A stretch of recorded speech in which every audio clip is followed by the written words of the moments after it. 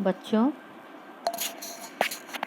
बच्चों जैसा कि हमने पहले आपको स्वपोषी पौधों के बारे में बताया था। स्वपोषी वो पौधे होते हैं जो अपना भोजन स्वयं बनाते हैं, अर्थात उनमें क्लोरोफिल उपस्थित होता है। क्लोरोफिल की उपस्थिति में वो सूर्य के प्रकाश को लेकर पौधों की जड़ों द्वारा जल एवं खनिज को अवशोषित करके वायुमंडल से कार्बन डाइऑक्साइड लेकर भोजन बनाते हैं। और ये भोजन जो है कार्बोहाइड्रेट बनता है, जिसको मंड के रूप में परिवर्तित करके अपने सभी अंगों में वो एकत्रित रखते हैं। ये तो स्वपोषण की प्रक्रिया हो गई। आज हम पादपों में पोषण की अन्य विधियां, इसके बारे में अध्ययन करेंगे। अन्य विधियां विषम पोषी प्रणाली के अंतर्गत आती हैं कि कुछ पादप ऐसे भी होते हैं जिनमें क्लोरोफिल नहीं पाया जाता है। वे अपना भोजन संश्लेषित नहीं कर सकते, यानी अपना भोजन नहीं बना सकते। अब वे कैसे जीवित रहें, वे अपना पोषक किस प्रकार प्राप्त करें, इसके लिए मनुष्य एवं अन्य प्राणियों की तरह ये पादप भी अपने पोषण के लिए अन्य पादपों द्वारा निर्मित खाद्य पर या भोजन पर निर्भर होते हैं। ये प्रणाली जो कि ये पौधों द्वारा अन्य पौधों पर निर्भर होना विषम पोषी प्रणाली कहलाती है। जैसा कि बच्चों, कभी आपने एक बड़े वृक्ष के तने एवं शाखाओं पर लिपटी रस्सी नुमा पीले रंग की संरचना को देखा होगा। ये अमरबेल का पौधा है। इसमें क्लोरोफिल नहीं होता है। ये अपना भोजन उस पादप से प्राप्त करते हैं जिस पर ये आरोहित होते हैं। तो अमरबेल का पौधा दूसरे पौधों से अपना भोजन प्राप्त करता है, इसलिए अमरबेल के पौधों को परजीवी पौधा कहते हैं।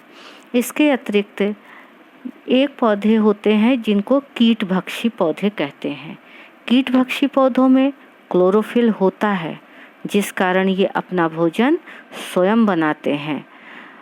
और ये इस प्रकार के पौधे उन स्थानों पर पाए जाते हैं जहाँ की भूमि में नाइट्रोजन की कमी होती है। क्योंकि बच्चों, हमने आपको पहले भी बताया था कि पौधों को के विकास के लिए, पौधों की वृद्धि के लिए नाइट्रोजन की अत्यंत आवश्यकता होती है। और ये पौधे वहाँ पाए जाते हैं, कीटभक्षी पौधे वहाँ पाए जाते हैं जहाँ नाइट्रोजन की कमी होती है। तो अब ये अपनी नाइट्रोजन की कमी को कहाँ से पूरा करें?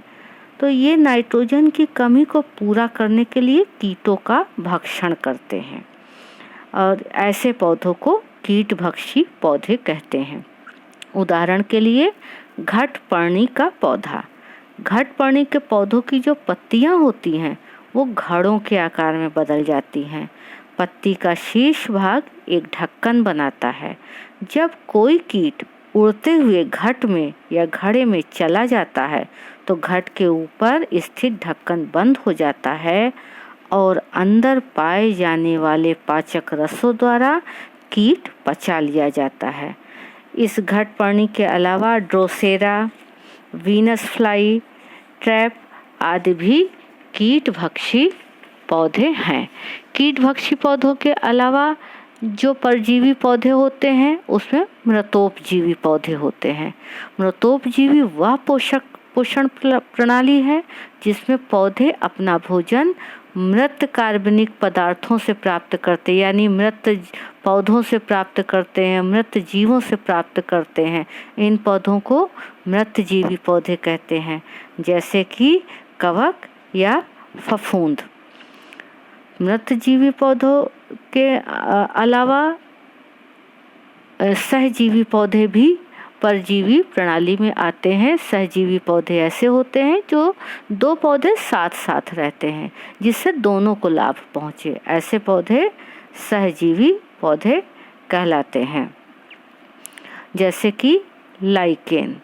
लाइकेन कहे जाने वाले कुछ पौधों में दो भागीदार होते हैं। इनमें एक शैवाल होता है और दूसरा कवक होता है। शैवाल में क्लोरोफिल उपस्थित होता है, जबकि कवक में क्लोरोफिल नहीं होता। कवक शैवाल को रहने का स्थान देता है, जल एवं पोषक तत्व उपलब्ध कराता है और बदले में शैवाल प्रकाश संश्लेषण द्वारा संश्लेषित जो खाद्य है, जो भोजन बनाता है, वो कवक को दे देता है।